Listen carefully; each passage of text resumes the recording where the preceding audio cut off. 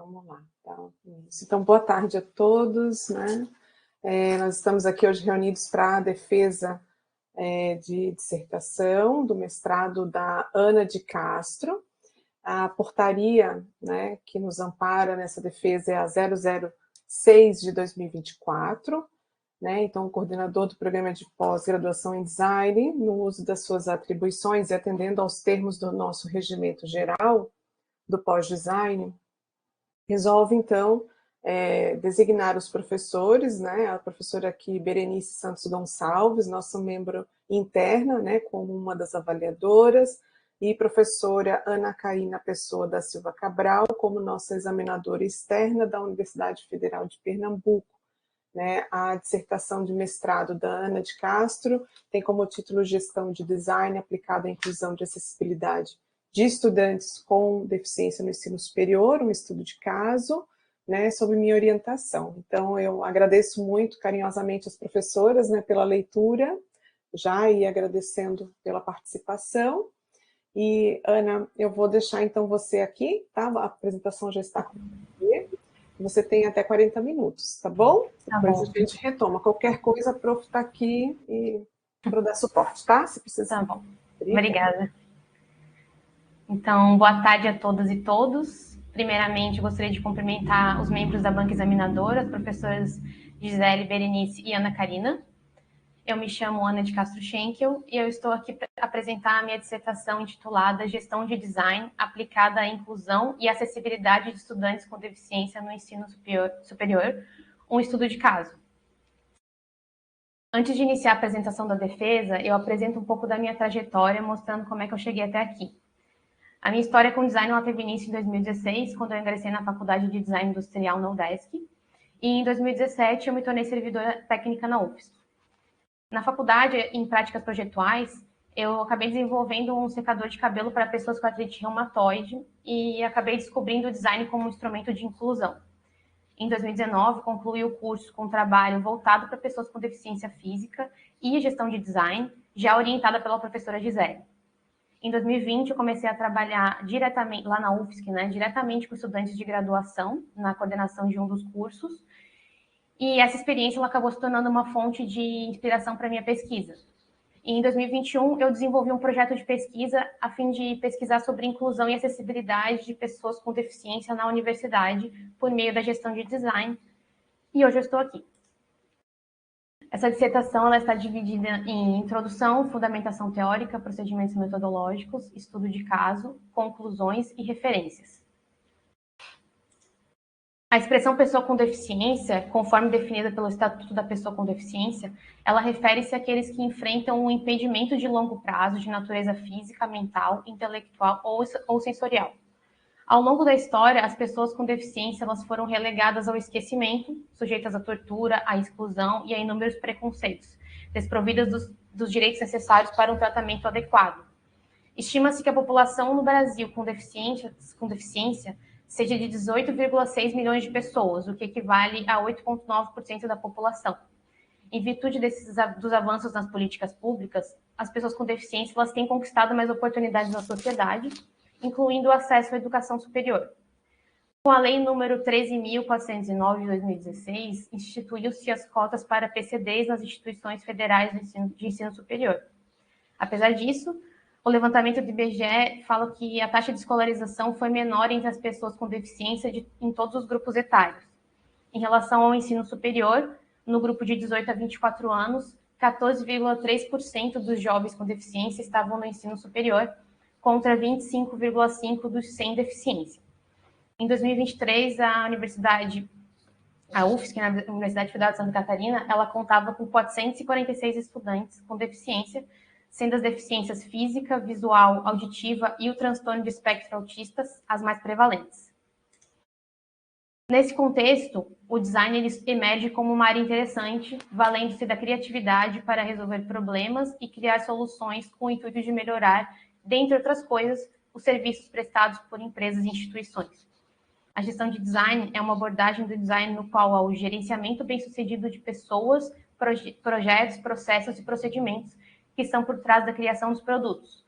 serviços, ambientes e experiências que fazem parte da nossa vida diária, podendo ser aplicado ao processo de inclusão e acessibilidade dos estudantes com deficiência. Considerando que o processo de inclusão e acessibilidade é inerentemente um serviço, o design de serviço, por meio de suas técnicas e ferramentas, ele emerge como uma ferramenta valiosa para capacitar as organizações a visualizarem seus serviços pela perspectiva do usuário. Dado que o usuário deste serviço é um estudante com deficiência, a perspectiva do design inclusivo ela se destaca como um apoio, destacando as capacidades do usuário diante das exigências impostas pelo serviço. Mediante esse cenário, propõe-se o seguinte problema de pesquisa: quais barreiras, fragilidades impedem a inclusão plena e a permanência do estudante com deficiência no ensino superior? O objetivo geral desta pesquisa é identificar as fragilidades e potencialidades do processo de inclusão de estudantes com deficiência na UFSC, por meio de uma abordagem da gestão de design e do design inclusivo, utilizando ferramentas e técnicas do design de serviço. Os objetivos específicos são compreender as bases e conceitos dos temas acessibilidade nas instituições de ensino superior, design inclusivo e a relação entre design, gestão e serviço. Levantar informações dos setores na universidade que influenciam o acesso e a permanência do estudante com deficiência. Identificar e mapear os stakeholders envolvidos no ecossistema do estudante com deficiência. E analisar a jornada do estudante com deficiência ao ingressar na UFSC, detalhando o nível de dificuldade percebido no uso dos serviços e avaliando satisfação por meio da construção de um mapa de jornada do usuário. A justificativa para essa pesquisa, ela baseia-se em diversos fatores relevantes que apontam a necessidade e a importância de uma análise desse contexto específico. Alguns fatores são os desafios na inclusão do estudante com deficiência, o papel estratégico da gestão de design, a importância do design de serviço na experiência do estudante, o compromisso com a inclusão e equidade e a contribuição para a comunidade acadêmica. Essa justificativa ela vai ao encontro das motivações pessoais, das motivações da pesquisadora, tanto por conta da experiência na graduação como pela vivência profissional. Essa pesquisa tem aderência ao programa de pós-graduação em design na UFSC, por entender que por meio do design é possível haver uma maior inclusão social, tornando os serviços e produtos mais acessíveis. A pesquisa ela foi desenvolvida na linha de gestão, que tem como base a gestão estratégica de design, sendo aplicada a organizações de base tecnológica e social. Essa pesquisa ela delimita-se quanto aos temas em gestão de design, design de serviço, design inclusivo e acessibilidade nas instituições de ensino superior. Do ponto de vista temporal, a fase 1, que é de fundamentação teórica, ela transcorreu no período compreendido entre 2022 e 2023, enquanto a fase 2, que é o estudo de caso, foi conduzida ao longo de 2023. Essa pesquisa ela encontra-se geograficamente delimitada ao campus Reitor João David Ferreira Lima, situado no bairro Trindade, em Florianópolis, e que serve como sede da UFSC. Trata-se de uma pesquisa de natureza aplicada, com objetivo exploratório e descritivo, tendo uma abordagem qualitativa. Quanto aos procedimentos técnicos, na fase 1 de fundamentação teórica, utilizou-se a pesquisa bibliográfica e pesquisa documental. E na fase 2 de estudo de caso, utilizou-se pesquisa documental e pesquisa semi-estruturada. A promoção da acessibilidade e da inclusão em nossa sociedade, ela começa pelo entendimento da diversidade de deficiências existentes. Este rol de deficiências ele é dividido em 4 categorias: a deficiência auditiva, a deficiência mental, deficiência física e deficiência visual, sendo que cada categoria traz características específicas que impactam a vida dos indivíduos. Em relação à acessibilidade, essa é definida como a habilidade e os requisitos necessários para alcançar, perceber e compreender de maneira segura e autônoma uma variedade de elementos. SASAC divide a acessibilidade em 6 dimensões: a arquitetônica, a comunicacional, a metodológica, a instrumental, programática e atitudinal. O Ministério da Educação ele acrescenta a dimensão digital, que permeia a vida de grande parte da população. Já a acessibilidade educacional, ela é o conjunto de todas essas dimensões, não implicando em uniformidade de condições, mas sim no direito de todos à oportunidade com segurança e atendendo às necessidades específicas de cada indivíduo. Em relação à legislação que trata da inclusão e da acessibilidade de pessoas com deficiência na educação, existe um rol de leis e decretos que estão dispostos no slide. O design inclusivo ele destaca a importância de entender as variações de capacidades, necessidades do usuário, tendo uma visão abrangente e promovendo a inclusão e os direitos dos usuários na sociedade. Destaca-se que a interação entre um produto e seus usuários ela é influenciada pelo ambiente, o que requer consideração integrada dos recursos para criar um design eficaz. Sendo crucial avaliar a correspondência entre usuários e produtos projetados, utilizando métricas de compatibilidade que considerem as demandas tecnológicas e ambientais em relação às capacidades dos usuários. De acordo com o Engineering Design Center, há 5 capacidades: a visão, a audição, a cognição, a mobilidade e o alcance e a destreza. A gestão de design, ela tem como característica diferenciadora o seu papel na identificação e comunicação de maneiras pelas quais o design pode contribuir para o valor estratégico de uma organização. A gestão, ela divide o design em 3 níveis: o operacional, o tático e o estratégico, cada um com seu papel na ação, na função e visão do design dentro da organização. O design de serviço ele tem como premissa projetar e analisar experiências que ocorrem ao longo do tempo entre diferentes pontos de contato, com uma abordagem centrada no ser humano, colaborativa, interdisciplinar e interativa, que utiliza pesquisa, prototipação e um conjunto de ferramentas que são aplicadas conforme as etapas envolvidas na maioria dos projetos de design.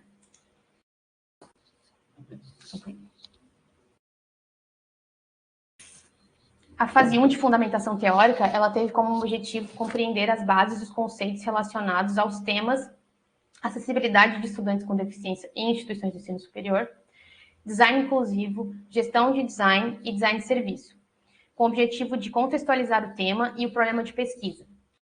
Para alcançar o objetivo da fase, foi feita uma revisão de literatura do tipo narrativa, dividida em 3 partes. A primeira é o panorama acerca da acessibilidade às instituições de ensino superior, a segunda, o design inclusivo, e a terceira, design de gestão e serviço. A fase 2 da pesquisa, ela compreendeu o estudo de caso realizado na UFSC, com foco no processo de inclusão do estudante com deficiência em seu ingresso na instituição.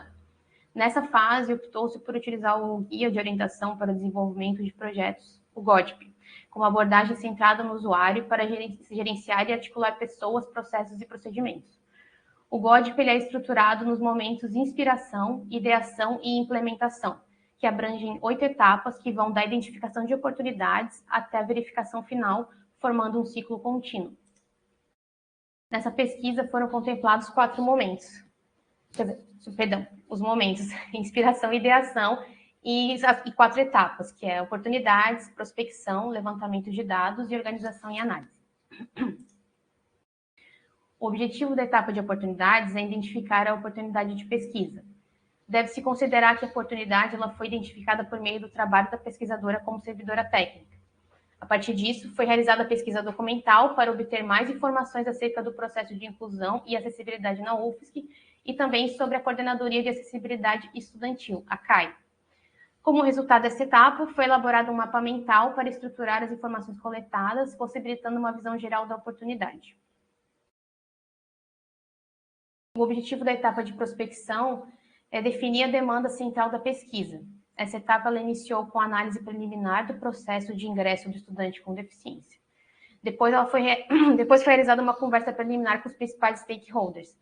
Nesse estágio, foram coletadas opiniões de uma servidora da CAI, de uma docente e de uma estudante com deficiência visual, enriquecendo assim a compreensão coletiva do processo em discussão. Por último, ocorreu a identificação dos blocos de diferença, que são serviço, usuário e contexto. O objetivo da etapa de levantamento de dados é justamente levantar os dados, tendo como base os blocos de referência definidos na etapa passada. As pesquisas documentais elas foram realizadas em páginas da UFSC e de seus setores e em documentos oficiais, como portarias publicadas pela instituição. Dessa forma, a parte documental ela foi dividida em Universidade Federal, Comissão Permanente de Vestibular, que é a COPERV, Coordenadoria de Validação de Cotas, Coordenadoria de Acessibilidade Estudantil e o setor de acessibilidade informacional. Em relação às entrevistas, elas foram realizadas de diferentes formas, adaptando-se às preferências de quem estava sendo entrevistado. No caso da Copeb, foi feita por e-mail. No caso da CAI, foi feito presencialmente com 2 servidoras. E no caso do estudante com deficiência visual, foi feito pelo aplicativo WhatsApp. O objetivo da etapa de análise e organização de dados foi justamente organizar e analisar os dados que foram levantados na etapa anterior. Foram utilizadas 4 ferramentas nessa etapa. A persona, que foi a primeira, foi construída com base na entrevista realizada com o estudante com deficiência visual. Para a persona desse projeto, os dados selecionados foram a idade, o curso, o tipo de deficiência e as tecnologias assistivas utilizadas. Com base nas entrevistas realizadas com o estudante com deficiência e também com os servidores e setores envolvidos no processo, foi construído o mapa da jornada do usuário durante o processo de ingresso do estudante na universidade. O mapa de jornada ele foi desenvolvido em ampla escala, que mostra uma experiência geral abrangendo 2 fases, a do vestibular e a do ingresso do estudante na UFSC. A partir das entrevistas e pesquisa documental, foi elaborado um mapa de stakeholders, cujo objetivo é visualizar todos os principais atores envolvidos em um determinado serviço. E, por último, foi elaborado um blueprint de serviço do processo de inclusão de um estudante com deficiência na UFSC.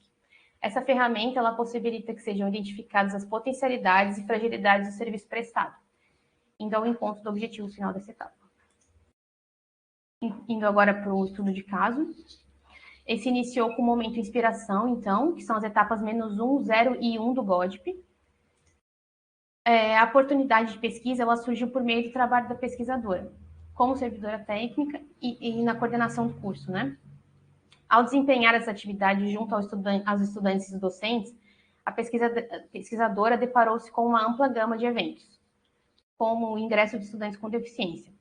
Nesse contexto, ocorre o estabelecimento de contato com a Coordenadoria de Acessibilidade Estudantil, que é a CAI, a qual encaminha por meio eletrônico um documento contendo diretrizes pertinentes ao estudante, sendo imprescindível o subsequente encaminhamento desse arquivo aos docentes responsáveis pelo ensino das disciplinas do semestre vigente.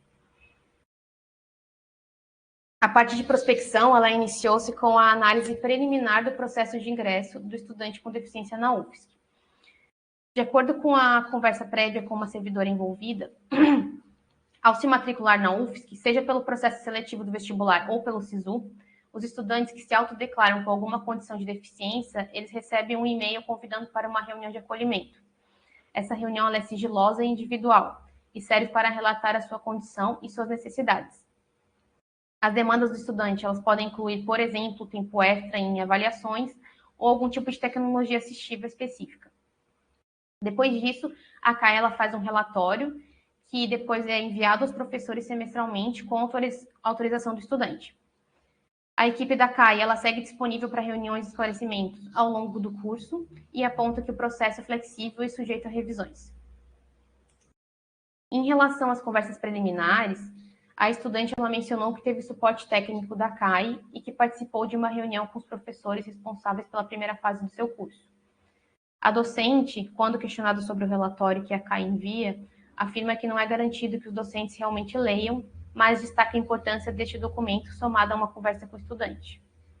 A pedagoga da CAI, ao ser questionada sobre a sua perspectiva em relação ao processo de inclusão, ela fala que acredita que o processo contribui para a inclusão do estudante, mas que os servidores eles enfrentam desafios por lidar com uma variedade de pessoas diariamente. Ao final da etapa de prospecção, definiu-se os blocos de referência.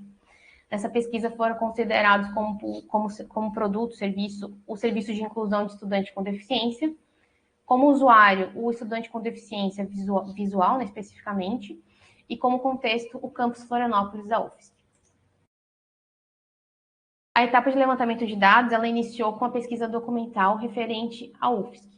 Primeiro foi feita uma linha do tempo, contemplando os principais acontecimentos nos 60 anos da UFSC, cabendo destacar 2 momentos: a aprovação da política de ações afirmativas na década de 2000 e a criação da Secretaria de Ações Afirmativas e Diversidade na década de 2010. Depois foi levantada a missão, visão e valores da universidade, cabendo destacar que na missão há a menção à construção de uma sociedade justa e democrática, que a visão é ser uma universidade de excelência inclusiva e nos valores o respeito e a interação para com todas as diversidades, inclusive com as pessoas com deficiência. Levantou-se também o organograma da UFSC para visualizar a estrutura organizacional, que é complexa, e o diagrama mostra que a universidade ela é dividida em vários níveis, cada um com suas próprias responsabilidades. Cabe destacar a localização da CAI nisso tudo, que pertence à Pró-Reitoria de Ações Afirmativas e Equidade, que está aqui no slide. A UFSC possui setores que contribuem de diferentes formas com a inclusão do estudante com deficiência.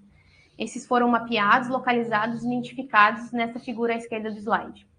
Os setores são a COPERV, que é responsável pelo vestibular, a Coordenadoria de Validação de Cotas, a Coordenadoria de Acessibilidade Estudantil, o setor de Acessibilidade Informacional, a Coordenadoria de Libras, o CEI Libras e o Departamento de Integração Acadêmica e Profissional, que ele separa uma porcentagem das bolsas permanentes especificamente para pessoas com deficiência.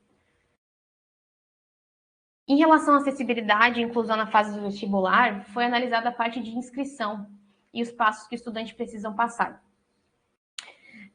Primeiro, o estudante ele precisa indicar qual a deficiência que ele tem ou quais as deficiências que ele possui. Depois, ele precisa indicar quais as condições especiais ele necessita. Caso a condição exija um laudo, o candidato ele anexa um documento. E caso o estudante ele também tenha estudado em escola pública, é possível ele participar da política de ações afirmativas. Então, é só selecionar a cota que ele se enquadra.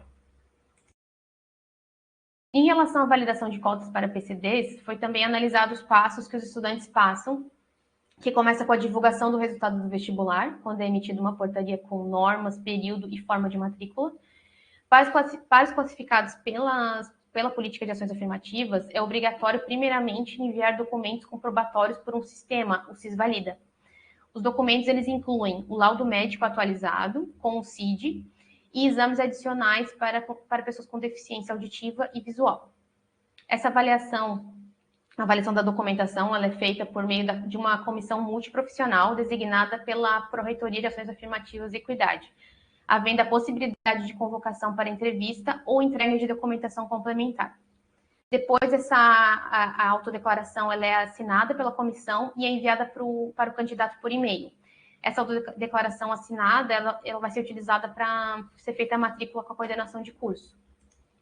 Depois que é feita a matrícula, a coordenação de curso, a CAI ela entra em contato com o estudante com deficiência, oferecendo apoio e recursos.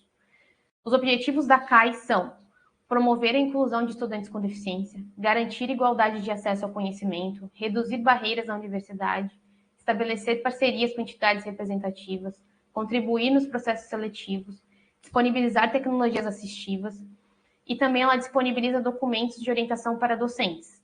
Esses documentos eles estão todos na página da CAI e contêm orientações para provas acessíveis, técnicas de escrita simples e acessível e também orientações específicas para cada deficiência.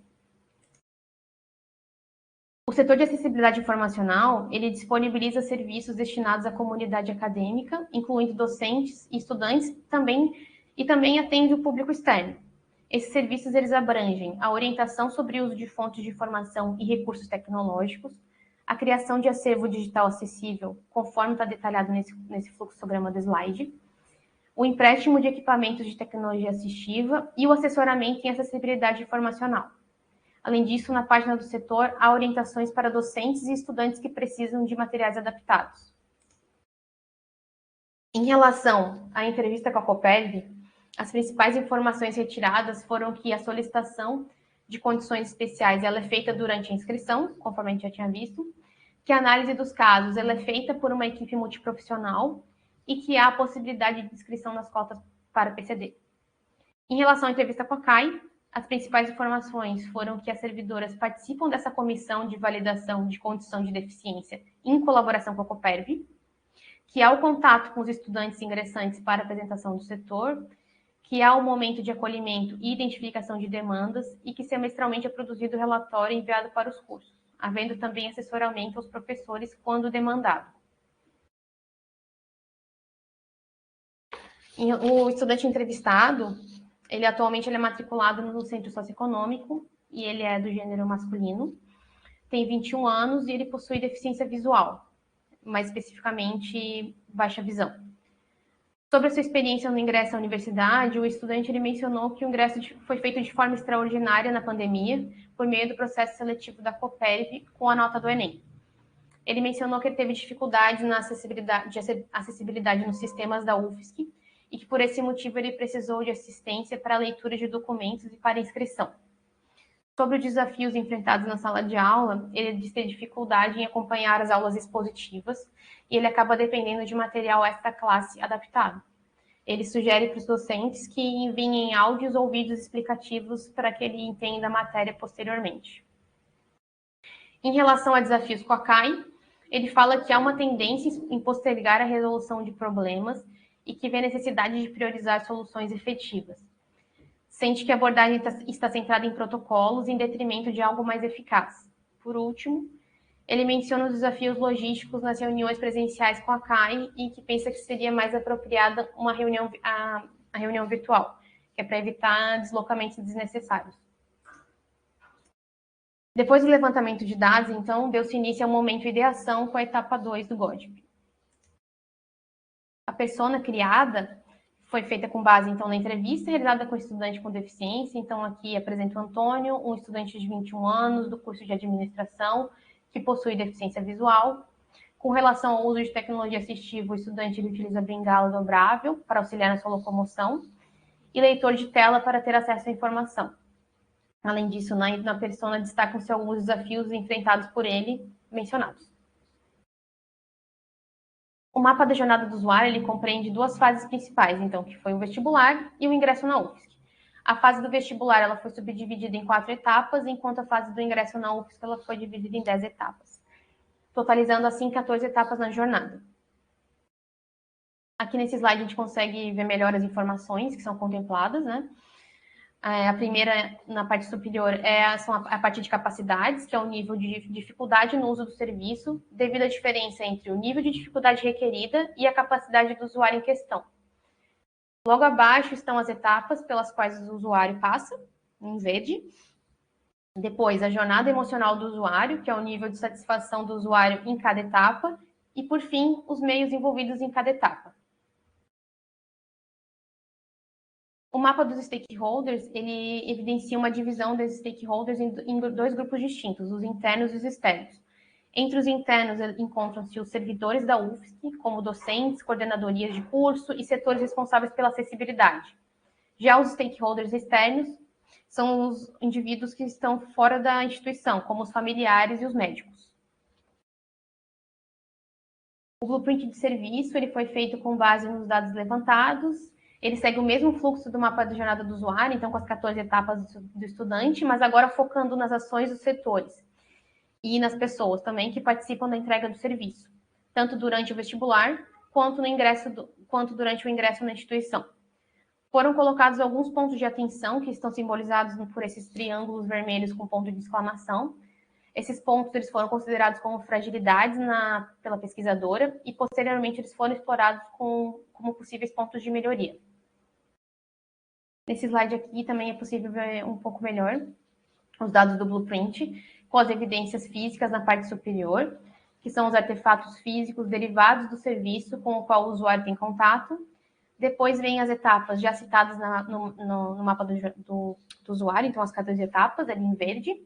Logo após vem as ações da linha de frente, que são as visíveis ao estudante, as ações de retaguarda, que não são visíveis ao estudante, e os processos de suporte, que são as ações das outras partes da organização. Aqui a gente consegue ver o triângulo, um ponto de fragilidade aqui, né? Mas agora eu vou falar melhor.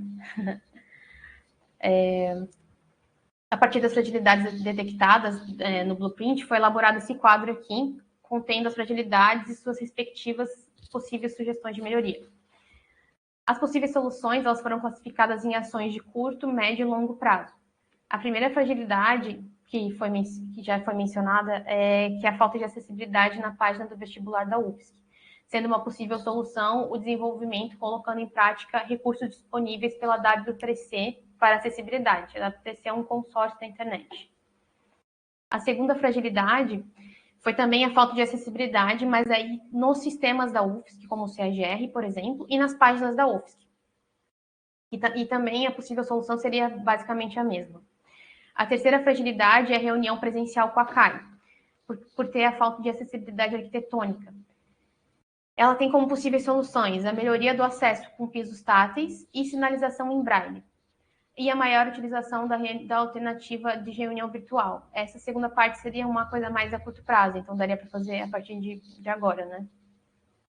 A quarta fragilidade está no relatório da CAI, que é extenso e pouco visual, e uma possível solução seria utilizar a técnica de linguagem simples na escrita, que seria uma solução a curto prazo, e também uma solução a longo prazo seria desenvolver uma área no sistema CAGR, na qual é possível a CAI inserir os dados do relatório e vincular ao estudante, evitando que sempre tenha essa recorrência de enviar e-mail semestralmente para as coordenações e para os docentes.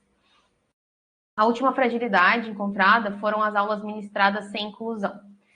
Não é uma regra, mas existe, né? Então, uma possível solução seria tornar obrigatório aos docentes, de forma periódica, o curso de atualização para a prática pedagógica inclusiva por meio do Proform.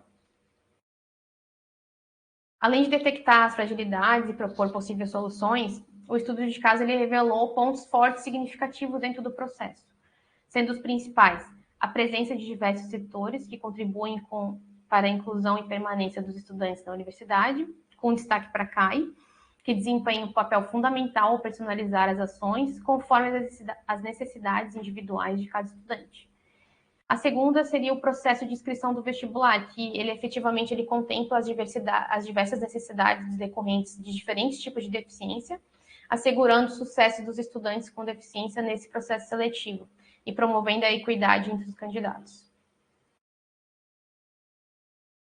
Partindo agora para as conclusões. As principais contribuições dessa pesquisa foram a identificação de fragilidades e potencialidades do processo de inclusão de estudantes com deficiência na UFSC. Destacando esses pontos, se proporciona insights para melhorias no processo, visando ampliar a acessibilidade e inclusão desses estudantes. A segunda contribuição foi demonstrar que a adoção de abordagens como gestão de design e design inclusivo ofereceu uma estrutura eficaz para a pesquisa, permitindo a sistematização dos passos investigativos. Além disso, a utilização de ferramentas do design de serviço foi importante para identificar visualmente as fragilidades no processo de inclusão, destacando a importância da perspectiva do usuário.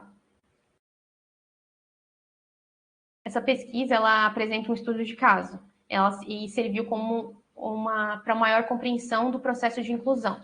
Apesar das limitações, os resultados eles oferecem um importante ponto de partida para trabalhos futuros, como ampliar a amostra para entender melhor as experiências dos estudantes, incluir múltiplas instituições para análise comparativa, realizar pesquisas longitudinais para acompanhar a evolução das práticas de inclusão, explorar medidas específicas para a promoção e permanência dos estudantes com deficiência e continuar investigando para aprimorar a inclusão do ensino superior.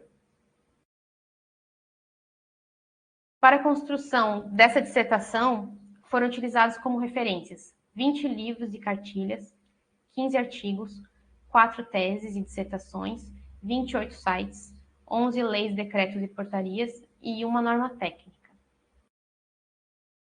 Por fim, eu gostaria de agradecer à professora Gisele, que foi minha orientadora, as professoras Berenice e Ana Karina, que compõem a banca examinadora, e a todos e todas presentes. Muito obrigada.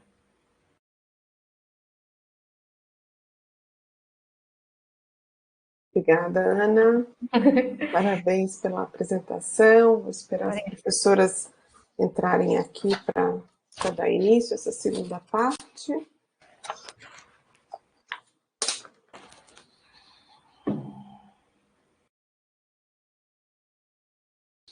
Então,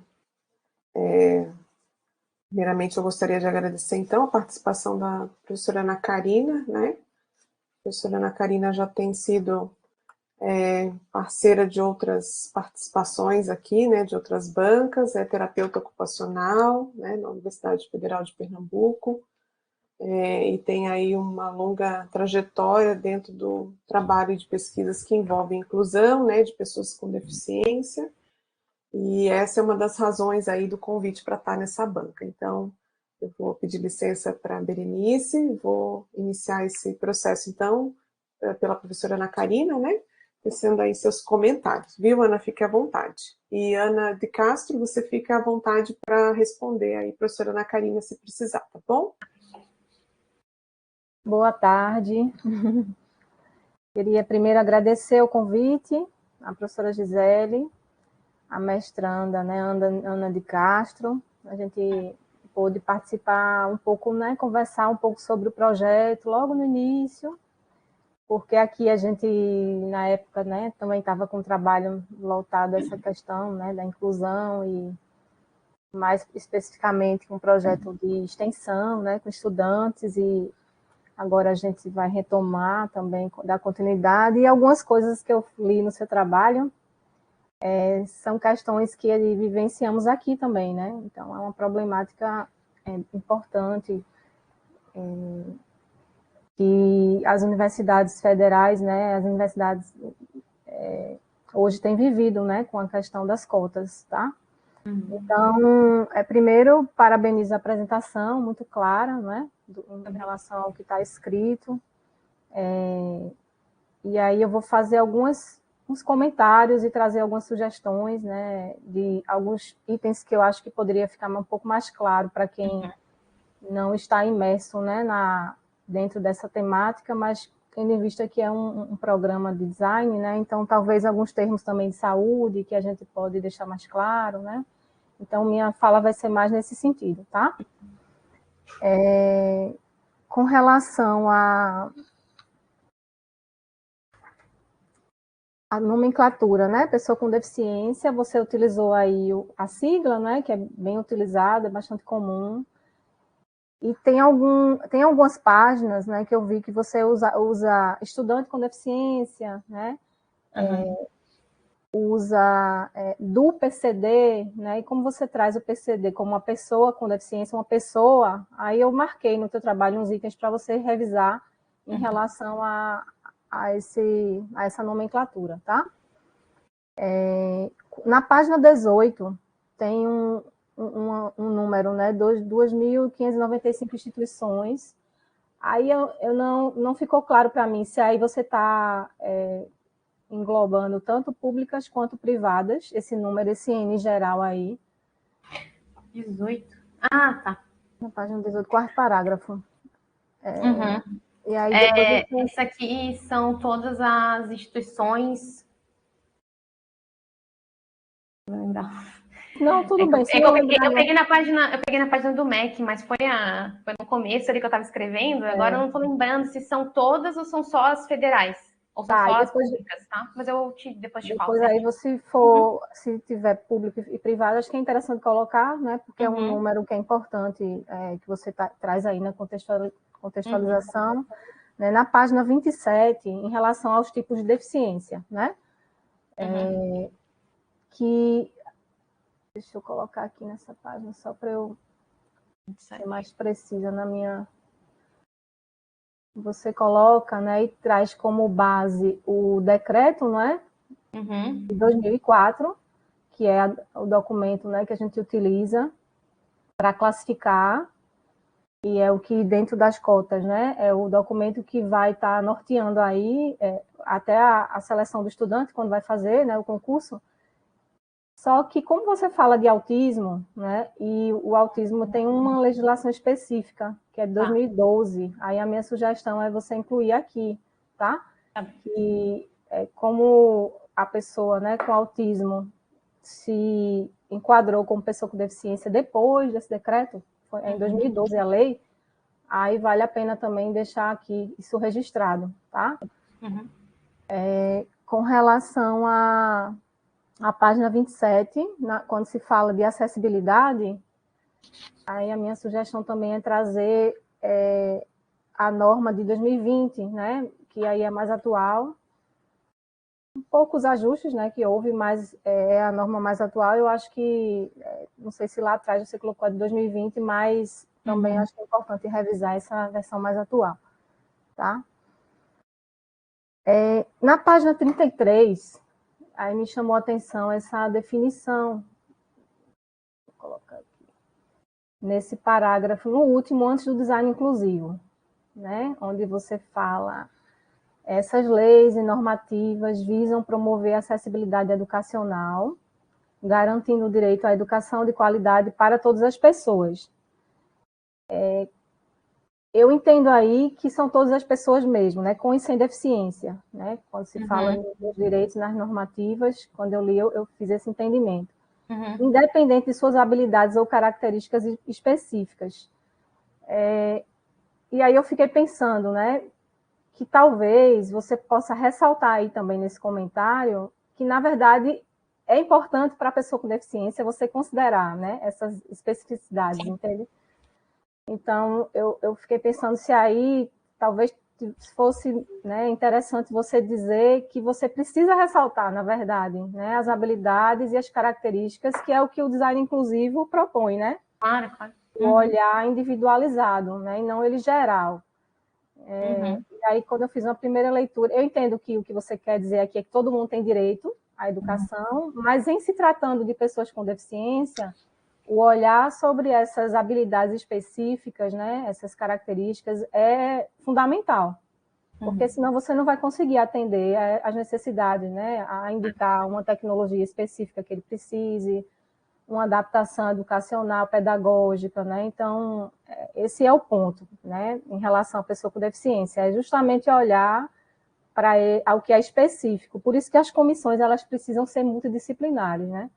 Precisam ser, porque cada profissional vai ter um olhar, né? Então, não é por acaso, né, que as comissões, elas estão sendo formadas, né, por conta de uma legislação, mas porque o modelo médico, ele não é suficiente, né, para trazer esse olhar biopsicossocial da pessoa com deficiência, né, entender também esse ambiente, esse contexto, né? Então, para isso precisa ter esse olhar interdisciplinar, né? Então, acho que ressaltar aí essa questão das habilidades e necessidades específicas, acho que é importante para essa temática, né? E condizente com o design inclusivo, tá? Então, eu marquei aqui, depois, esse documento eu vou te enviar, tá? Enviar para a professora Gisele, para vocês depois avaliarem o que é pertinente aí. Na página 57, lá em oportunidades, ficou passando ainda o portadores de deficiência, né? Tem uma palavrinha lá que escapuliu, assim, né? Que não é um termo que a gente usa mais, né? Pessoa com deficiência. Eu marquei também para depois você ver. Aí na página 59, eu fiquei aí, comecei a fazer aí, quando você começa a dizer como é que acontece isso na UFSC, comecei a avaliar isso em relação aqui na UFPE, né? Para poder também analisar criticamente o processo também aqui, sabe? Então, quando você fala lá na página 59, deixa eu ir lá na página, sobre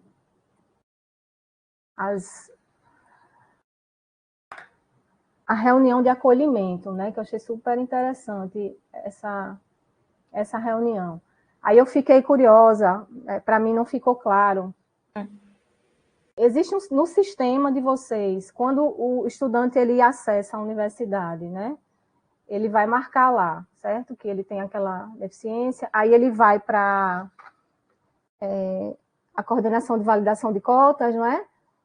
Depois vai para o CAI, não é isso? Que é a Comissão de Acessibilidade. Essa comissão, ela tem acesso ao sistema da universidade? Sim, tem. Que os cursos têm, que os coordenadores têm.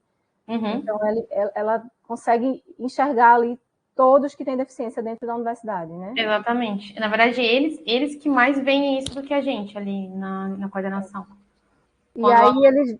Perdão, pode falar. Eles disparam um e-mail para todo mundo, é assim que faz esse convite ou é... O que elas me falaram é que elas mandam especificamente para o aluno apresentando a CAI, né? Mostrando o que elas fazem lá, o que elas podem ajudar, e daí o aluno entra em contato se ele se interessar, não é uma obrigação, né? O aluno se sentir à vontade ou com necessidade, ele procura. Aí essa reunião de acolhimento aí, quem é que realiza? Quais são os profissionais? Existe Pois é, nessa entrevista, elas falaram que elas são também é uma coordenadoria multiprofissional, né? Então tem pedagoga, tem psicóloga, tem muitas pedagogas, psicóloga, fonoaudióloga, enfim. E todas elas atendem os alunos e, se precisa, elas pedem ajuda das outras, mas normalmente uma fica responsável pelo estudante, sabe? E daí, se necessitar, por exemplo, a pessoa ela precisa mais de um apoio psicológico, chama a psicóloga também. Precisa da parte de fonoaudióloga, chama a fonoaudióloga, e assim elas vão lidando, sabe? Então, todas meio que sabem de tudo e vão se ajudando, assim, porque elas são 10, mas para conseguir contemplar todos os alunos é muita gente, né? Você explica bem isso quando mais lá na frente, né? Quem é essa equipe, mas eu acho que aqui seria interessante falar, essa reunião de acolhimento realizada por uma equipe multidisciplinar, porque depois você traz essa citação embaixo, após o momento de acolhimento, fala da equipe novamente, aí eu fiquei curiosa para saber quem é essa equipe, sabe? Entendi. Então, depois que eu li, mais na frente você traz, mas aí minha sugestão já é mencionar quem é essa equipe, né? De uma forma mais geral. Sim. Na página 73, você traz que tem os sites, né, do CAI, o site da... Nesse momento aí você inicia explicando, e aí eu fiquei querendo entrar nesse site e olhar. Aí minha sugestão era ter uma nota de rodapé com link desses sites, né, porque aí, se tivesse, ou um QR Code, aí eu ia dar uma olhadinha lá, porque fiquei curiosa para saber como é esse site, sabe? Então, a minha sugestão é você inserir na página 83, agora a gente já vai para o estudo de caso, né? Quando você inicia a falar da persona, né? Você escolheu aí um caso que é uma pessoa com deficiência visual, né? Baixa visão, e o trabalho, o título já vem anunciando isso, né? Que você vai tratar de um caso, apesar de que muita coisa, né? Que foi levantado e sugerido vai atender também a outras pessoas com deficiência. Mas aqui eu senti falta, assim, já que é o caso que você está trazendo, quando você coloca a questão que para ele seria interessante o modo escuro, né? Aí o porquê disso? É porque é muita luminosidade na tela, né? É porque ele precisa do contraste, né? Deixar mais claro aí essa necessidade, explicar isso, né? Que eu acho que ele deve ter falado e você deve ter entendido, porque entrou em contato, né? Foi um trabalho que foi realmente com o usuário real, né? Com a pessoa ali. Então, eu acho que essa explicação, esse detalhamento, vale a pena colocar também. Quando você fala das etapas, né, na página 84, certo? São 14 etapas. Aí eu fiquei me perguntando aqui, isso porque aqui em Pernambuco eu participo também dessas comissões, né? Aqui a gente chama de comissão de verificação da pessoa com deficiência, não é de validação. Eu faço parte, né, dessa comissão e depois a gente consegue acompanhar em alguns momentos, quando é chamado aqui é o núcleo de acessibilidade, né? Eles trazem muita questão de avaliação, os momentos avaliativos, né? É a prova, é o seminário. Aí eu queria entender se isso foi trazido, se entrou dentro do que você concluiu com o estudo, né? Ali, ou se não foi trazido também. Se não foi, é porque foi um estudo de caso, a pessoa não trouxe, ok. Na verdade, desculpa, depois pode falar. Não, é porque eu parei no estudo ali no comecinho, porque realmente eu poderia continuar essa jornada com infinitas etapas. Então foi mais uma escolha de parar por ali, mas ele falou para mim na conversa que a gente teve, ele mencionou um pouco ali sobre a parte de prova, que para ele tem que pedir mais tempo, mas a gente não chegou a aprofundar nesse caso porque eu não cheguei a perguntar mais por conta desse tempo da jornada ali, né? Mas ele mencionou, assim, alguns problemas em relação a isso, tanto que depois eu falo ali que ele reclama um pouco da CAI por ela ser um pouco engessada, porque ele acha que poderia ser ter formas diferentes de fazer as coisas. São coisas assim, sabe? Foi esse tipo de conversa, assim, mas não cheguei a botar isso no trabalho, basicamente. Sim. Uhum. Mas daria para, enfim, continuar essa jornada e... Certo, entendi. É porque foi dentro desse recorde da jornada que você fez, né? Foi, porque senão não ia acabar nunca. Tá, entendi. Não, eu acho que talvez em algum momento, ou nas conclusões, né, trazer que essa questão, porque é uma questão importante, não é? Porque o estudante está ali para ser avaliado também. Sim. É uma etapa fundamental, né? Se o processo de aula acontece de uma forma inclusiva, né, acessível, mas a prova ou o seminário, o momento avaliativo não tem esse olhar, isso acaba interferindo no desempenho, né, do estudante. E aí é um problema importante para eles, né? Eles trazem muito isso quando a gente vai entrevistar, né, avaliar, é uma preocupação, assim, né, para eles. Eu lembrei agora que ele me falou alguma coisa de prova oral, que para ele seria bom prova oral, mas normalmente os professores não querem fazer, e não sei o que, ele reclamou nesse sentido, sabe? Que para ele seria melhor, mas daí teria que ter toda essa uma logística de fazer separado, né? Enfim. Sim. Eu lembro de ter falado mesmo. E também é individualizado, né? Às vezes é dependendo de cada pessoa, né? Mas é uma coisa importante porque até quando você sugere ali um treinamento no final para os professores, né? Um curso de sensibilização, né? Uma coisa assim mais voltada à formação, é algo que possa ser também de conteúdo, né? Pensar nessas estratégias avaliativas, né? Que não sejam só as convencionais, né? Que são adotadas frequentemente nas disciplinas, mas que possam pensar também em outras estratégias, né? Para esse público, tá? Na página 87, aí você traz aí os stakeholders, né? Trazendo esse esquema. Aí aí é uma pergunta também. Em cima disso, eu vou também trazer uma sugestão dentro da minha realidade também, na minha vivência nisso, né? Nessa temática. Quando você colocou o médico, foi ele que trouxe para você, foi baseado no estudo de caso para ele, o profissional de saúde que ele tem o contato é o médico, ou é porque você pensou nessa pessoa representando? Não, o médico eu coloquei ali porque para a pessoa com deficiência, ou enfim, o candidato com deficiência, estudante com deficiência, quando ele vai entrar, ele precisa do laudo médico, né? E ele tem que ser atualizado. Então, eu imagino que eu coloquei o médico inserido nessa jornada dele, porque ele vai acabar tendo que passar por isso, né? Certo.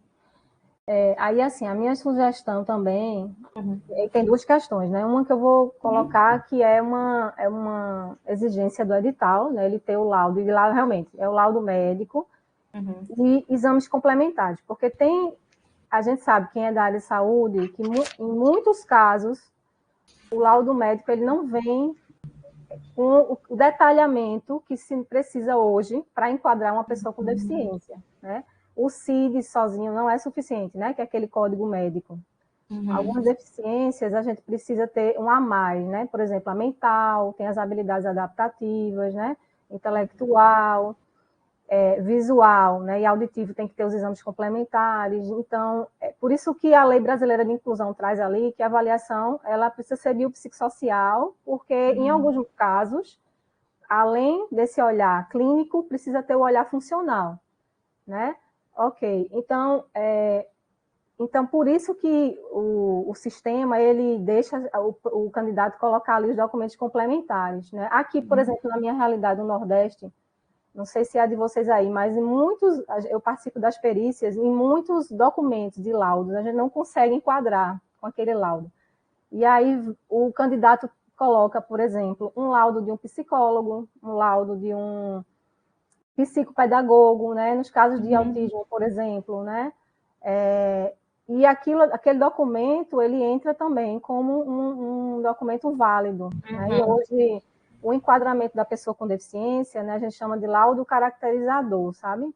Então, às vezes, o CID não está nem fechado. O CID, né, a classificação, porque às vezes o médico está investigando qual exatamente é o transtorno, né, o problema ali, mas a pessoa, ela tem várias condições ali que enquadram, que colocam ela numa condição de pessoa com deficiência, sabe?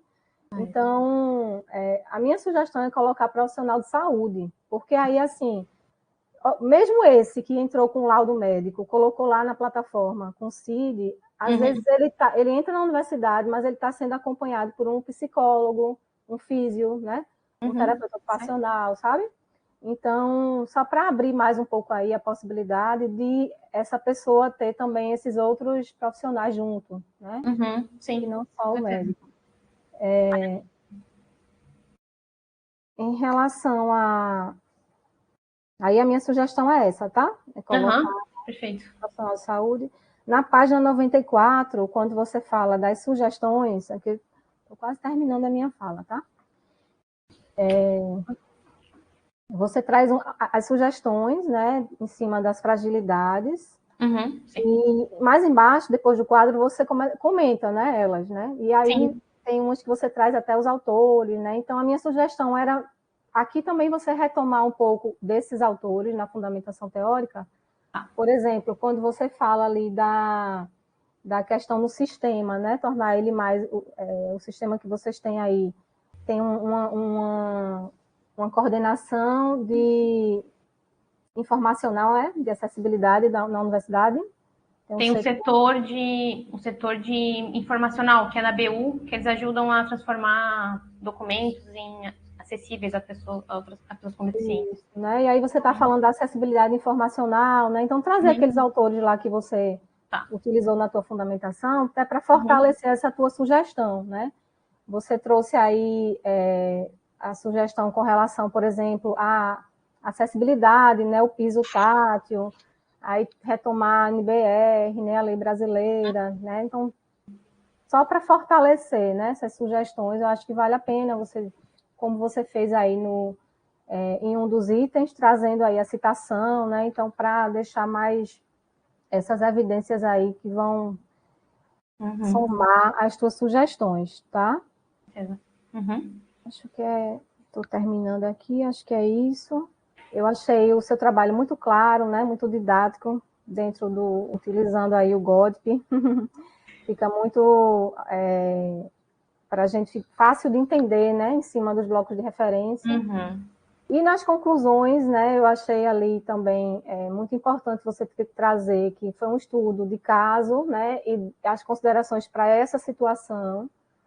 Com certeza, elas não vão ser suficientes para atender a todos os tipos de deficiência, né? Se você for pegar uma pessoa com deficiência física, ela já vai trazer aí outras questões, né?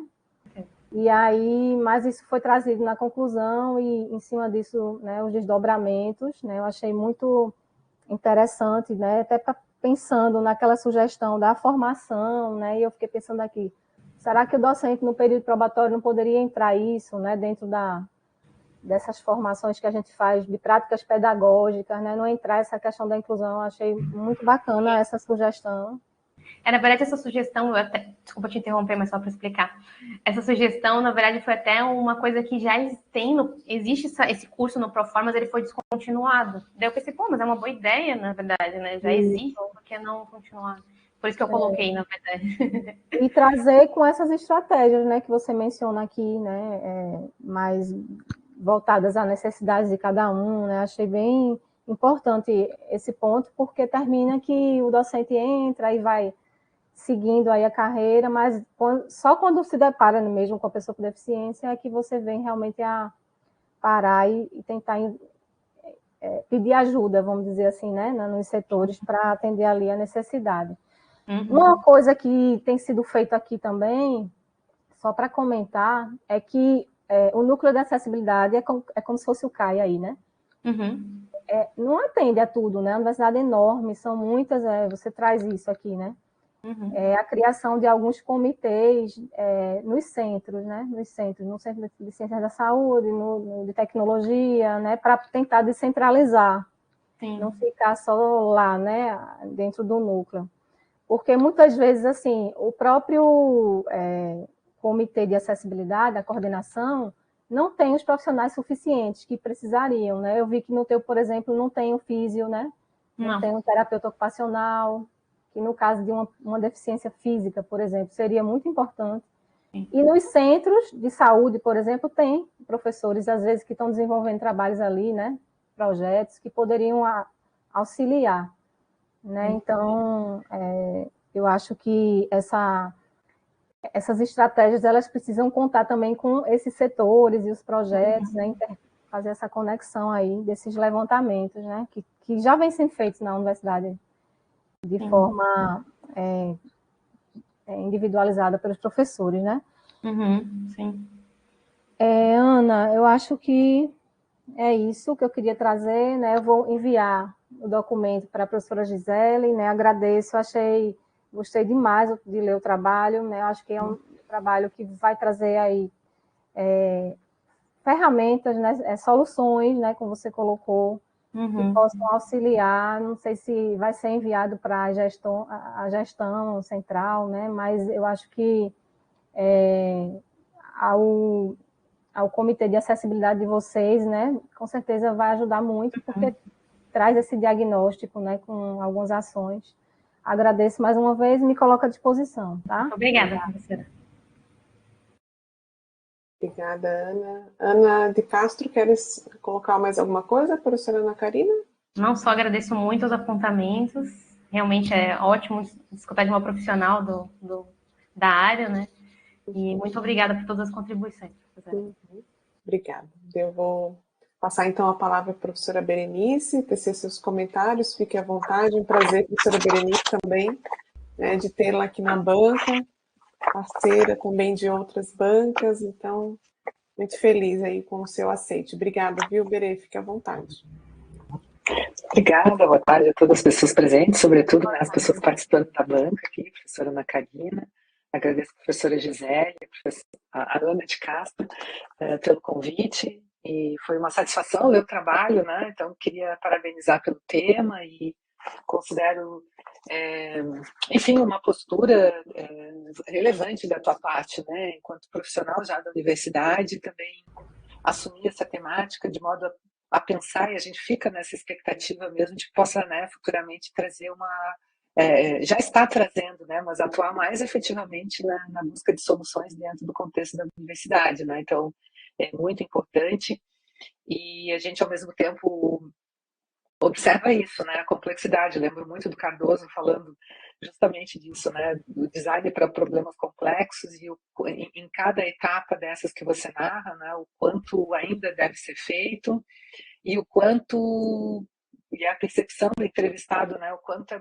parece burocrático, né, então na verdade assim, embora tenha muitas ações, a gente que lê externamente, né, o relato todo do processo, eles, nossa, mas é extremamente frio, é burocrático, né, em que medida realmente ele atinge os seus objetivos, é claro que já há um avanço, mas enfim, essas ponderações são muito positivas que o teu trabalho traz, nesse sentido de buscar mesmo soluções, né, então fico muito feliz assim de estar vendo o tema institucional sendo contemplado por uma servidora, colega nossa, né, dentro da universidade, e da gente podendo também se autoavaliar, né, não só como professora da graduação, da pós-graduação, mas participante desse fluxo, né.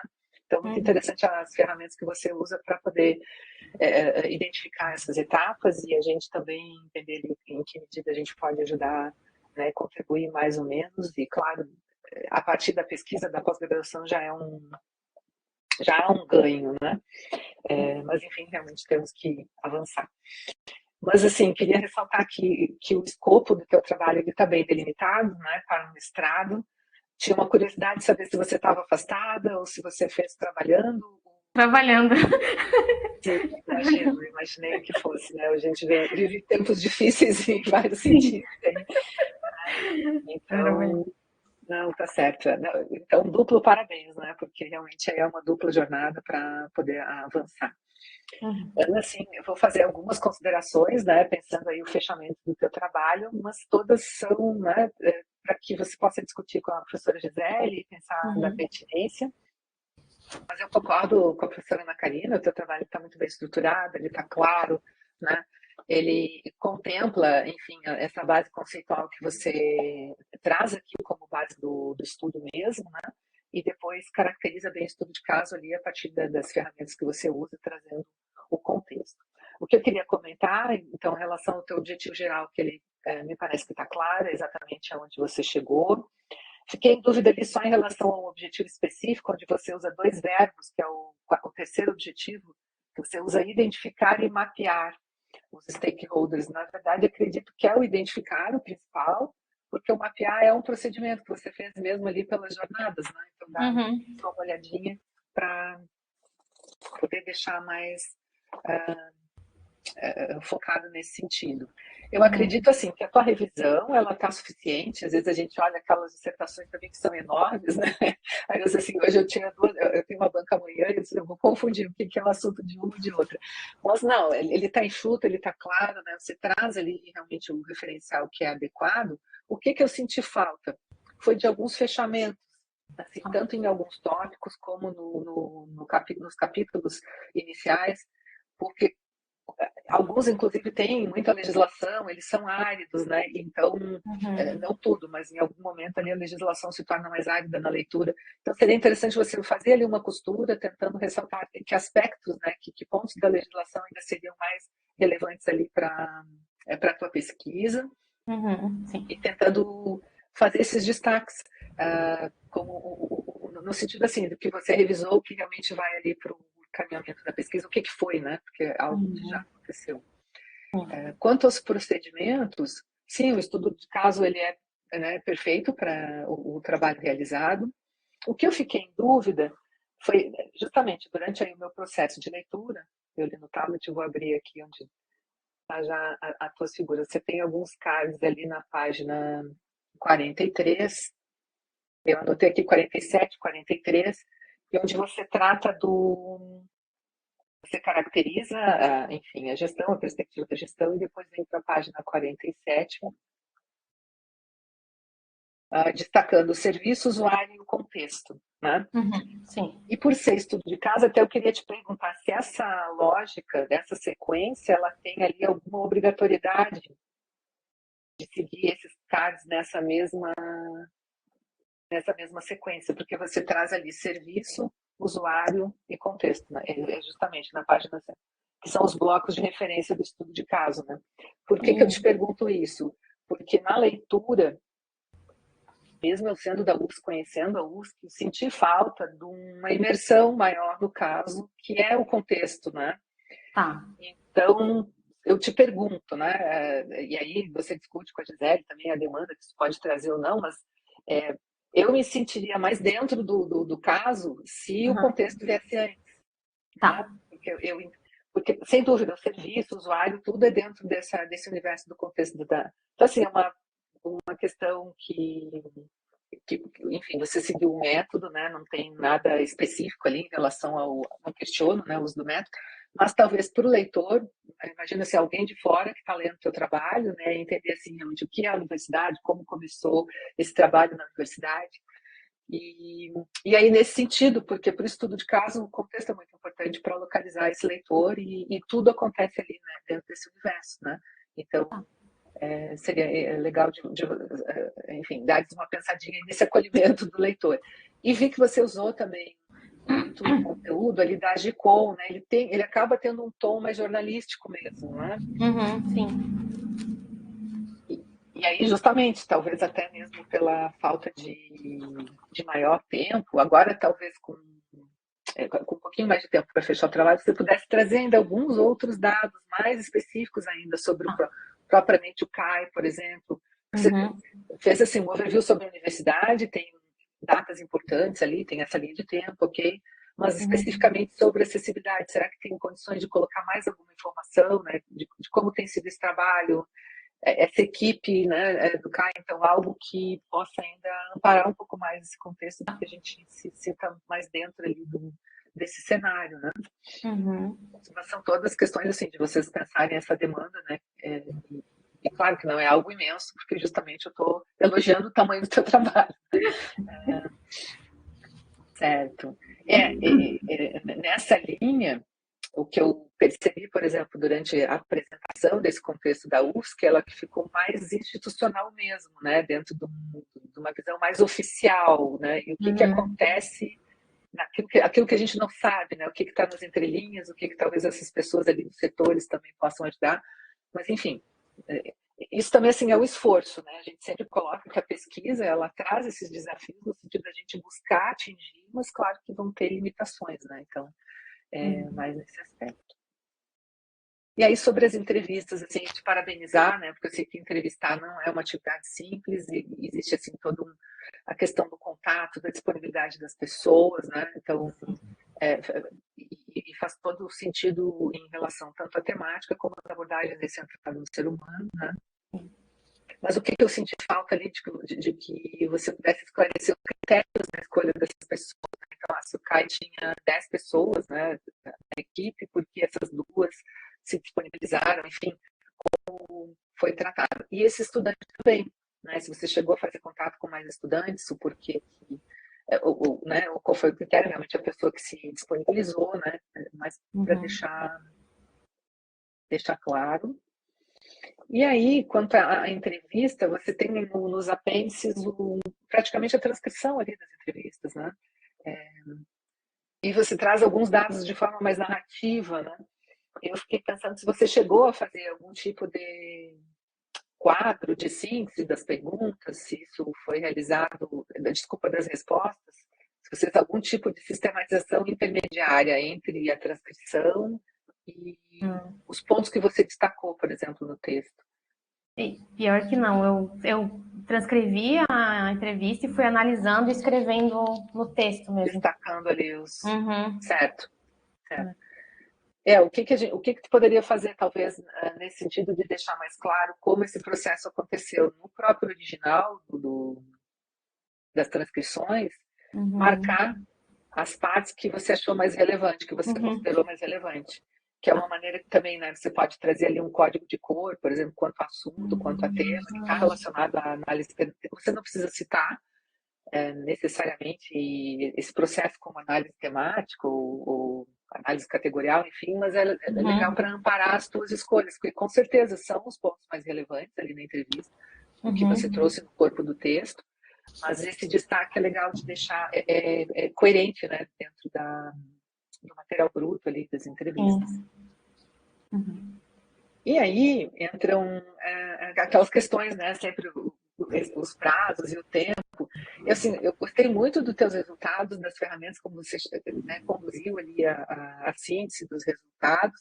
Agora, olhando o fechamento mesmo do trabalho, eu sinto assim que poderia ter mais visibilidade os resultados ainda, né? Um pouquinho mais de gás, porque isso não só vai ajudar vocês, né, atuando ali nos setores da universidade, como outro pós-graduando que vai olhar o trabalho e entender melhor esses vários caminhos que podem ter pela frente, né, em termos de pesquisa. Então, é mais uma maneira de pensar assim, que tipo de insights também te trouxe, né? Outro dia estava falando num grupo ali que você também trazer essa visão do processo criativo para o fechamento e na hora de entregar esses resultados, né? Então, como poderia ser essa entrega? Claro que você tem uma coerência uma consistência com todo o teu processo, mas às vezes também o pesquisador ele observou algumas coisas durante esse contexto e no estudo de caso que não estão ditas explicitamente, né? Então, às vezes alunos me perguntam assim, tá, mas isso ninguém falou lá na entrevista, né? Mas eu percebi, ou você, pesquisador, costurando uma resposta com a outra, você consegue inferir tal aspecto, né? Então, talvez pensar isso também, assim, de tudo que você vive, você vivencia a UFSC, e não tem neutralidade nesse sentido. Você é a pesquisadora, você conduziu o estudo de caso, você entrevistou as pessoas, né? Então você tem autoridade para, nesse momento, também trazer alguns aspectos que estejam nas entrelinhas, né? Que talvez não necessariamente tenha aparecido explicitamente lá na jornada, mas você percebeu e poderia também incluir. E aí eu fico pensando que ali nas páginas, deixa eu ver, tem os quadros que estão muito legais ali nas páginas 94, 95, e depois você vem com alguns tópicos, né, destacando. Mas nesses tópicos, o que acontece? Tem alguns pontos estão mais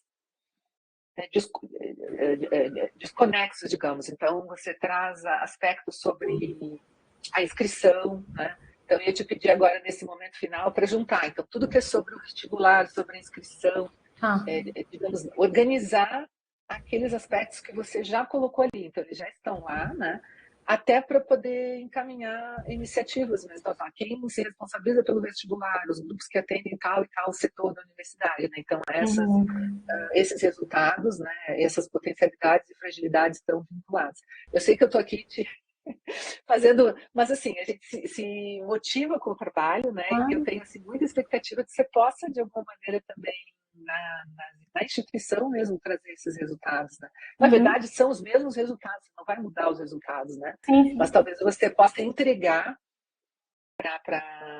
como resultado de modo um pouco mais organizado em blocos, para que a gente entenda, né? Então, quanto ao contexto, como a professora Karina comentou, em relação ao ambiente, em relação talvez aos aspectos pedagógicos, né? Que entra a questão da sala de aula. Agora você falando me lembrou assim, esse aluno pediu prova oral, talvez o professor não tenha condições de fazer isso, né?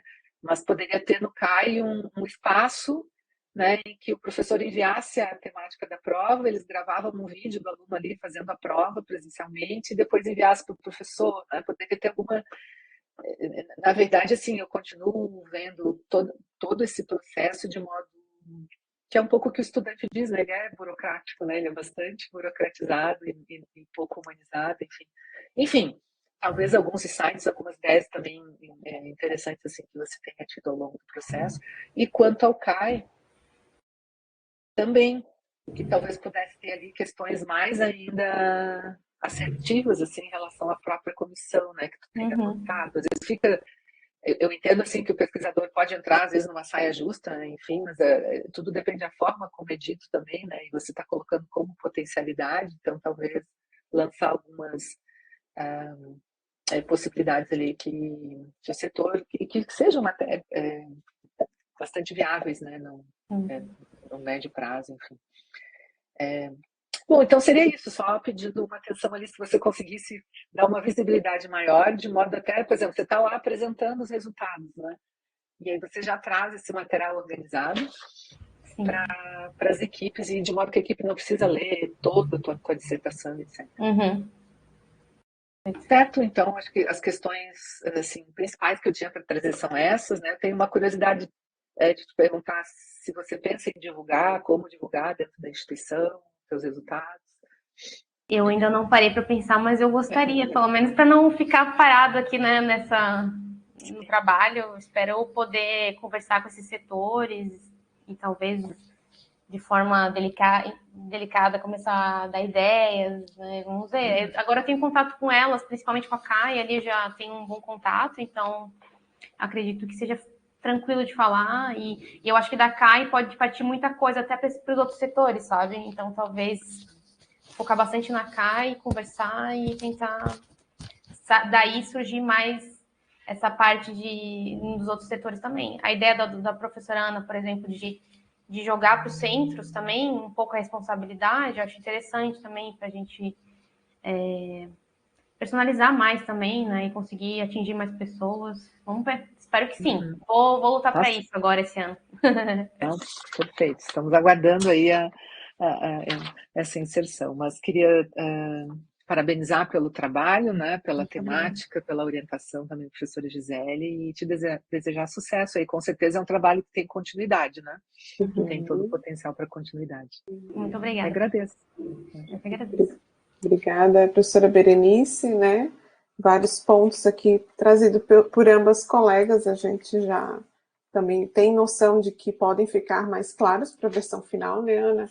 A gente estava aí trabalhando né, pré-carnaval, né, Ana? Trabalhando bastante, organizando a cabeça, né? A servidora que não para e ainda era pós-graduanda, então a gente usou aí eu acho que era a véspera de carnaval, a gente estava reunindo aí para passar todas as finaleiras. Véspera de Natal, véspera de carnaval. Tudo, mas bora lá, mas a Ana é muito, muito esforçada, assim, né? Então eu gostaria realmente de agradecer o apontamento de ambas professoras, eu vou pedir gentilmente, se tiverem alguma anotação no PDF do documento, pode mandar, né? A gente vai sentar para realmente ver alguns pontos para deixar ainda mais claro, né? Eu vou brevemente só fazer alguns comentários mais gerais, assim, com o que foi trazido, né? Acho que a padronização de termos, né, Ana, Karina, é bem importante no documento todo, né? A tua visão, realmente já há tantos anos trabalhando com isso, consigo ver muita, né, conhecendo um pouco mais de perto a instituição, né, onde você atua, nas nossas idas, nas conversas, nos projetos, né, a gente vê uma dinâmica diferente da instituição, viu, Ana? Aí, né, daí, de vocês aí para cá, né, acho que pela presença forte do curso de terapia ocupacional, né, e da físio, que são 2 cursos que a nossa federal não tem, né, então, aí em Pernambuco eu vejo uma outra dinâmica, sabe, Berenice, assim, elas têm um outro contexto né, desse olhar, e a professora Ana faz muito projeto nessa área né, de inclusão, então tem um outro movimento muito legal, que eu acredito que dá daqui a um tempo para a gente conectar aquilo que a gente queria fazer, né, Ana, de tentar trabalhar pela inclusão, né, nas instituições públicas, nesse caso nas federais, né. E, assim, dizer para vocês que a ideia, lógico, né, Ana de Castro, que você continue no doutorado, sim, né, daí, claro, lógico, tentar um afastamento, né, Ana, para poder fazer, né, mas, viu, assim, já trazendo algumas colocações com relação a alguns recortes e delimitações, né, foi justamente porque a gente viu que era muito mais profundo do que se imaginava, né, é complexo, viu, Berê?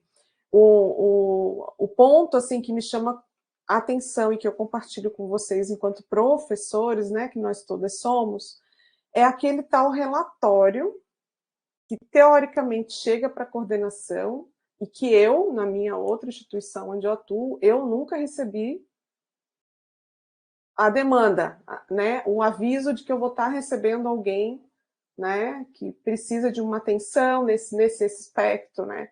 Então, acho que essa interface, né, esse documento que é num formato de texto para alguém que não tem nada a ver da área, tá, ok, estou recebendo, e o que eu tenho que fazer para receber, né? E tem 2 aspectos muito importantes aí, que é a questão dessa informação que chega para o professor, né, para o curso, porque eu acho que cada curso tem uma demanda, né?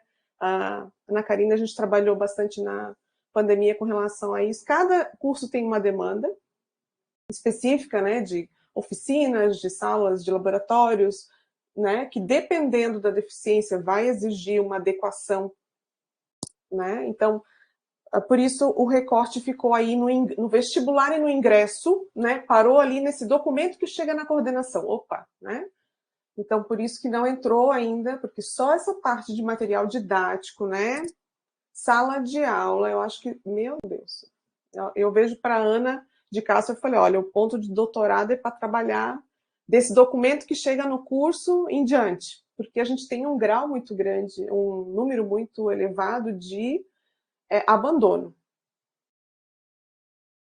que eu acredito que tenha a ver com o cursar, né? Que eu acredito que tenha um impacto grande aí na parte de chegar no curso e conseguir terminar. O porquê, o que está acontecendo, o que está pegando, né? Então, acho que esse foi a pontinha do novelo, viu, professoras, que ficou de propósito, né, para a gente delimitar o estudo, só para a gente ter uma noção, e por isso estudo de caso, e acho que, Ana, sim, faltou deixar ali explícito o critério de escolha do nosso aluno que participou, né, então eu tenho que colocar lá mesmo no procedimento metodológico, passou batido, que acho que para a gente isso estava incorporado, né, foi o Saci que ficou. Mas foi um bolsista nosso, viu, Berenice, do laboratório, que coincidentemente era do centro onde a Ana é servidora. E ele super topou em participar, porque logo já tem aquela predisposição de laboratório, né?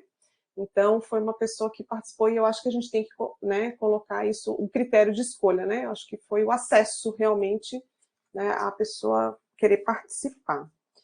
E aí, então, assim, com tudo que a Ana Karina falou de padronização, de recortes, de detalhes, né, Ana, agora que você vai ter um tempinho para refinar, né, realmente, de links, de notas de rodapé, todas essas coisinhas eu acho que vamos fazer para deixar o trabalho bem bonito mesmo para essa entrega final, já pegando o gancho com o que a professora Berenice também falou ali, daquele final que a gente também vai dar uma caprichada, que realmente foi já assim no último apagar das luzes, para vocês não receberem muito em cima o documento, né? Então, agora vai dar para essa respirada e dá para deixar um pouco ainda melhor, né? E aí, com relação Berenice, né, e Ana falou um pouco menos nisso, mas a Berenice tocou algumas questões ali internas, né, a gente ficou ponderando muito até que tipo de informação iria realmente para o documento, né, porque ele vai ficar público, né, de alguma forma a gente não é o objetivo estar expondo ninguém, né, e outra ponta, na verdade, foi mais um cuidado que a gente está tentando tomar por ser uma servidora, né, que é diferente de você ser uma pesquisadora, pesquisar e vazar da universidade, né? E a outra é ficar ali dentro, né? Então, assim, né, o acesso a essas pessoas, acho que ter conseguido essa relação e essa abertura, né, com o setor, o ponto de partida ali já foi maravilhoso. Acho que o caminho está assim aberto para seguir trabalhando, sabe? Então, né, no receio assim dos colegas de trabalho muitas vezes de talvez poder estar se sentindo, né, ué, tá vendo que eu só estou fazendo a minha parte, ou o que é, né? Longe desse aspecto, né? Então, por isso que a gente resolveu trazer alguns termos do tipo potencialidades, né? Os que temos que evidenciar o que é potencial, porque a gente entende, né, que a pessoa também está fazendo o seu trabalho ali, mas tem coisas para arrumar, lógico, tem, né? Então, acho que dá para ainda trazer um pouquinho da tua percepção no final da conclusão ali, quando a gente sempre sugere essa percepção da pesquisadora, né? Daí um pouco livre, com liberdade de você estar trazendo, né, esses cuidados. E a professora Berenice trouxe, e eu acho importante realmente estar ali de alguma forma, né? Então, esses foram só alguns itens de cuidados que a gente teve e o porquê do recorte, né? Mas, assim, vejo que, como eu falei, como professora, para mim, o desafiador é eu ter acesso a essas informações para poder me preparar para receber muito bem um aluno, né? Então, acho que aí tem um outro campo gigantesco para a gente estudar, né? E todas essas questões de avaliação, né? De adequação de espaço também, um monte de outras questões. Então, acho que seria muito nisso. De igual forma, né, agradeço imensamente, né, nós vamos sim caprichar, ela vai ter um tempo para terminar essa lapidação do documento, a gente vai fazer com muito carinho, né, porque é um trabalho assim que a gente tem certeza que a devolutiva para o setor, que vai ser feita com certeza, né, para que eles tenham conhecimento disso, para ver justamente o potencial da nossa área, né, de trabalho, né, Ana? Acho que é mais nesse sentido. Né, saber o que o design pode estar fazendo pela universidade, né, contribuindo, né, para a inclusão e esse ponto da permanência, que para mim é ainda o que eu, né, gostaria de seguir trabalhando aí para tentar entender o porquê dessa, né, que eles não fecham o ciclo, né? Que dificuldades, né, são essas, né? E são barreiras, são coisas invisíveis, né? A gente não só usando outras técnicas assim mais aprofundadas para a gente entender onde é que está pegando. Então, eu vou pedir licença para vocês, eu vou abrir aqui uma sala de apoio, vou levar as professoras para lá, tá, Ana de Castro? E a gente já volta aqui, tá bom? Deixa eu silenciar o meu microfone.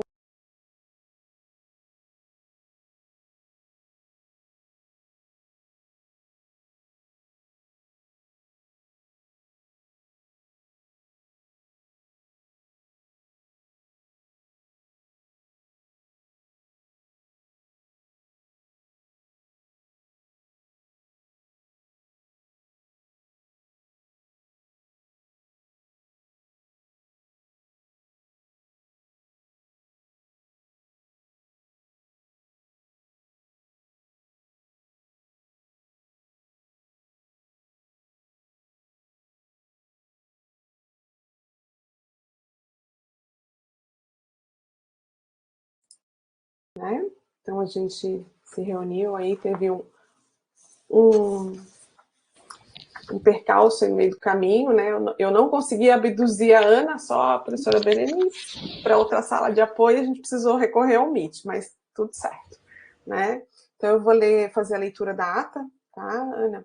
Uhum. É a ata 005 de 2024, né, de defesa pública de dissertação de mestrado, então, às 14 horas do dia 27 de março de 2024, com a realização de defesa com participação de membros por meio do sistema de interação áudio e vídeo em tempo real, de acordo com a resolução normativa 0154 de 2021, do CUM, reuniu-se a banca examinadora, composta por mim, professora Gisele Merino, orientadora, professora Berenice Santos Gonçalves, examinadora interna, e professora Ana Karina Pessoa da Silva Cabral, nossa examinadora externa da UFPE, para avaliar em sessão pública a dissertação de mestrado da aluna Ana de Castro Schenkel, com o título Gestão de Design aplicada à inclusão e acessibilidade de estudantes com deficiência no ensino superior, um estudo de caso. Então, a banca, após a apresentação, Ana, e a arguição, né, resolveu que seu trabalho está aprovado, sem alterações assim, significativas, né, no prazo de 30 dias, para a sua versão final, né, e aí o que fica aqui, né, acordado entre a banca e, né, sendo gravado aqui para você também, para a gente fazer esses, né, você fazer esses ajustes finais, deixar esse trabalho bem redondinho para a entrega, tá bom? Então, obrigada aí. Agora muito obrigada. Abro aí a palavra para a Ana. Né? Está contigo, Ana, a palavra. Eu só gostaria de agradecer muito a professora Gisele, né, que está comigo desde a graduação, e como uma ótima orientadora, sempre muito querida, e agradecer às professoras novamente por aceitarem estar na minha banca, e por todos os apontamentos ótimos, e eu acho que é isso, agradecer aos meus colegas, aos meus familiares, por todo o apoio. Eu acho que é isso. Muito obrigada. Obrigada, Ana. Eu deixar aqui meu agradecimento também público, né, à Ana, a oportunidade de te acompanhar nesse processo, né.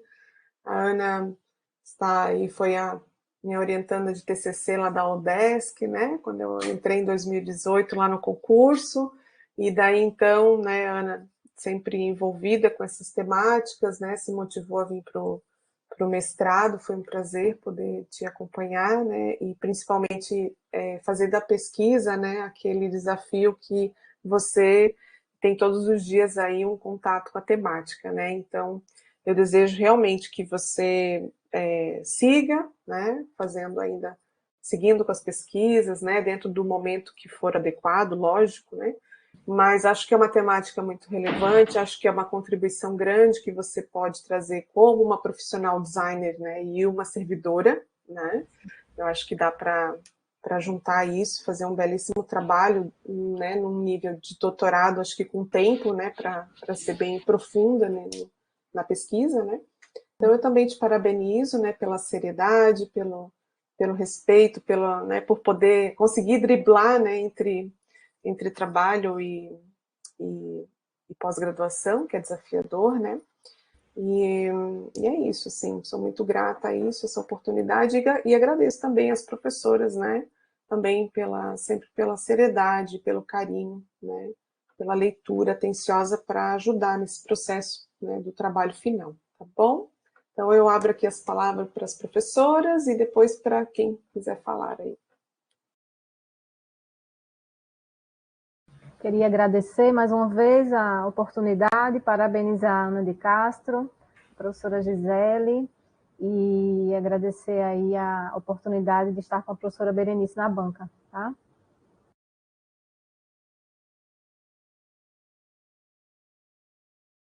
Tá mutada, Berê.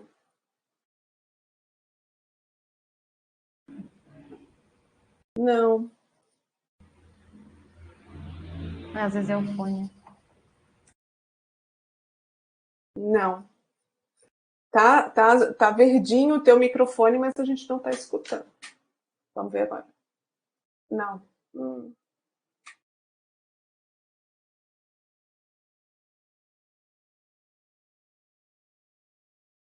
Ah, ela tá digitando aqui no chat para.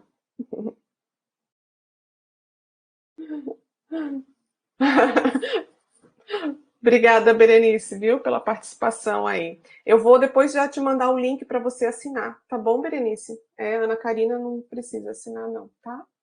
Obrigada.